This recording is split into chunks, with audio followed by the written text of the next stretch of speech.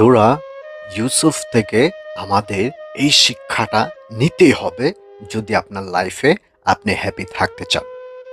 জীবনে যদি আপনার সবচেয়ে কাছের এবং আপন মানুষগুলো আপনার বিরুদ্ধে চলে যায়, আপনার বিপক্ষে চলে যায়, আপনি ধৈর্যহারা হবেন না। আল্লাহ তাআলার উপর ভরসা রাখুন এবং ধৈর্য সবুর করুন। কারণ অন্ধকার কূপ থেকে হযরত ইউসুফ আলাইহিসসালামকে সিংহাসনে বসিয়ে দিয়েছিলেন এবং উনার মর্যাদা বৃদ্ধি করেছিলেন।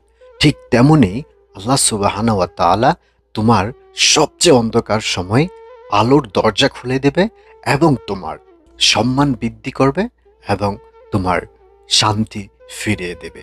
ইন্নাল্লাহা লা ইউযিউ আজরাল মুহসিনিন, নিশ্চয়ই তিনি সৎ কর্মশীলদের এবং ধৈর্যকারীদের প্রতিদান নষ্ট করেন না। আল্লাহ তাআলা তাদেরকে প্রতিদান দেন। সুবহানাল্লাহ। এমন গুরুত্বপূর্ণ ভিডিও শেয়ার করা আপনার ঈমানি দায়িত্ব।